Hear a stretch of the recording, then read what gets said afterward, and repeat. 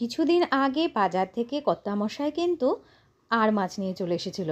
রুই কাতলা রোজ রোজ খেতে ভালো লাগে না বলে বললো একটু টেস্ট চেঞ্জ করে দেখা যাক। তো আর মাছ রান্না করতে কিন্তু অনেকেই ভয় পায়, কারণ ভীষণ ফোটে। তো কি করলে আর মাছটা ফুটবে না, সেই টিপস সহ আজকে আমি আর মাছের রেসিপিটা তোমাদের সঙ্গে শেয়ার করব। যেমন খেতে টেস্টি হয়, তেমন দেখতেও কিন্তু অসাম। নমস্কার বন্ধুরা, বেঙ্গলি ফুড কালচারের আরও একটি ভিডিওতে তোমাদের সবাইকে স্বাগত জানাই। তো যেই মন সেই মতো কাজ, আর মাছ চলে এসেছে বাড়িতে এবং তাকে ধুয়ে পরিষ্কার করে ম্যারিনেট করার পালা। প্রথমে একটু হলুদ, একটু লবণ দিয়ে দিলাম। এরপরে দিয়ে দিচ্ছি বেশ খানিকটা সর্ষের তেল। এই যে সর্ষের তেলটা দেওয়া হলো, এই তেলটা দিয়ে ম্যারিনেট করে যদি তুমি 10 থেকে 15-20 মিনিট রেখে দাও, তাহলে কিন্তু মাছটা ভাজার সময় আর কিন্তু মাছটা ফুটবে না। এটা কিন্তু একটা দারুণ টিপস, অবশ্যই অ্যাপ্লাই করে দেখতে পারো। তো মাছটাকে ভালোভাবে কিন্তু আমি লবণ, হলুদ, তেল সমস্ত মাছের গায়ে ভেতরে ভালো করে লাগিয়ে দিচ্ছি। আর দেখো, লেজাটাকে একটু চিড়ে দিয়েছি যাতে লেজাটা না ফোটে। তো এবার মাছটাকে আমি 15 মিনিটের মতো রেখে দেব। ততক্ষণে একটা মশলা রেডি করে নিতে হবে।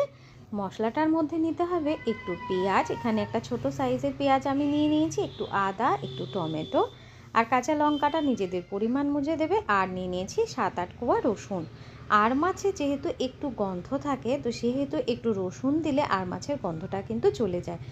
আর মাছের এই ধরনের কালিয়া খুব ভালো লাগে, আর লাগে ভালো আর মাছের কচু দিয়ে ঝোল, যে রেসিপিটা কিন্তু অলরেডি আমার চ্যানেলে আপলোড করা আছে, তোমরা চাইলে কিন্তু দেখে নিতে পারো। এবার সমস্ত মশলাগুলোকে আমি একটা মিহি পেস্ট বানিয়ে নিয়েছি। চাইলে একটু জল দিতে পারো সামান্য, কিন্তু জলের প্রয়োজন হবে না যেহেতু টমেটো এবং পেঁয়াজ আছে। তো দেখো, ভালোভাবে কিন্তু আমি এটাকে পেস্ট করে নিয়েছি। এবার এটাকে সাইড করে রেখে দিয়ে আমি গ্যাসে একটা কড়াই কিন্তু বসিয়ে দেবো।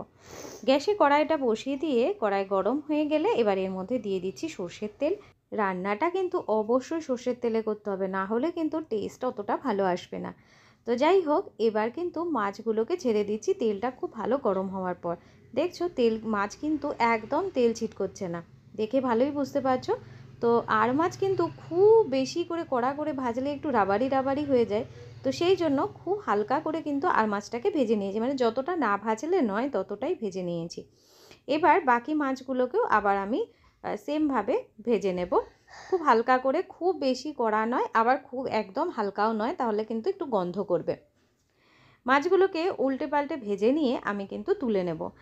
আর মাছ রান্না করার সময় অবশ্যই কিন্তু খেয়াল রাখতে হবে যে মাছটা ভীষণ নরম, তো খুব বেশি নাড়াচাড়া করা যাবে না, তাহলে কিন্তু মাছ একদম ভেঙে যাবে।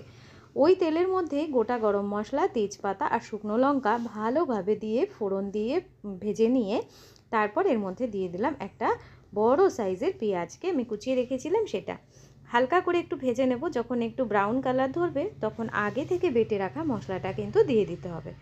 এবার মশলাটাকে একটু ভালোভাবে কষিয়ে নিতে হবে, যাতে আদা রসুনের কাঁচা গন্ধটা আর পেঁয়াজ আর টমেটোটা খুব ভালোভাবে কষে যায়।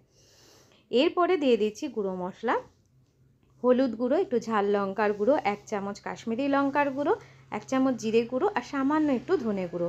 আর দিয়ে দিচ্ছি পরিমাণ মতো লবণ। লবণ আর ঝাল দুটো কিন্তু নিজেরা নিজেদের পরিমাণ মতো দেবেন। তবে আর মাছে একটু ঝাল ভালো লাগে, যেহেতু একটু গন্ধ থাকে মাছগুলোতে, তো একটু স্পাইসি হলে কিন্তু খেতে বেশি ভালো লাগে। জল দিয়ে আমি হালকা করে ভালোভাবে কষিয়ে নিয়েছি। দেখো, তেলটা ছাড়তে শুরু করে দিয়েছে। এবার কিন্তু এর মধ্যে আমি দিয়ে দেব পরিমাণ মতো জল, যতটুকু আমি গ্রেভি রাখবো। তো যেহেতু আমি মাছটাকে একটু কষা কষা মতো রান্না করছি, তো খুব বেশি জল দেব না, কারণ খুব বেশি গ্রেভি আমি এখানে রাখবো না। তো অল্প করে গ্রেভি রাখবো বলে জলটাও কিন্তু আমি কম পরিমাণে এখানে দিয়ে দিয়েছি। ভালোভাবে মিশিয়ে নিয়েছি। এবার ফুটতে দেব। জলটা যখন একটু ফুটে উঠবে তারপরেই কিন্তু মাছগুলোকে দেবেন। মাছগুলোকে আগে দেবেন না, তাহলে মাছগুলো কিন্তু ওই বললাম যেহেতু নরম মাছ, ভেঙে একদম টুকরো টুকরো হয়ে যাবে। তো যাই হোক, ঝোলটা ফুটে উঠেছে, মাছগুলোকে দিলাম এবং মাছের সাথে যে মাছ ভেজে রাখার একটু তেল ছিল সেটাও কিন্তু আমি এখানে দিয়ে দিলাম। এবার একটু ঢাকা দিয়ে একে 5 থেকে 7 মিনিট মতো ফুটতে দেব। 5-7 মিনিট ফুটে ওঠার পর ঢাকাটা খুলে নিয়ে একটু নিচ থেকে নাড়িয়ে দিতে হবে। এরপরে আর মাছটাকে ঢাকা দেবো না, 2-3 মিনিট একটু হাই ফ্লেমে ঢাকা খুলে ফুটিয়ে নেব। একটু ফুটে যাওয়ার পর এর মধ্যে দিয়ে দেবো অল্প পরিমাণে গরম মশলা, চাইলে কিন্তু আপনারা এখানে ধনেপাতাও অ্যাড করতে পারেন। আমাদের কিন্তু মাছটা একদম রেডি হয়ে গেছে। এবার গ্যাসটা বন্ধ করে দিয়ে গরম গরম ভাতের সঙ্গে সার্ভ করুন আর মাছের কালিয়া। তো দারুণ টেস্টের একটা মাছ। অবশ্যই আমার চ্যানেলটিকে সাবস্ক্রাইব করে নেবেন, ভিডিও ভালো লাগলে লাইক শেয়ার করবেন, আর আমার ফেসবুক পেজ আর ইনস্টাগ্রাম পেজকে কিন্তু একদম ফলো করতে ভুলবেন না। Thank you.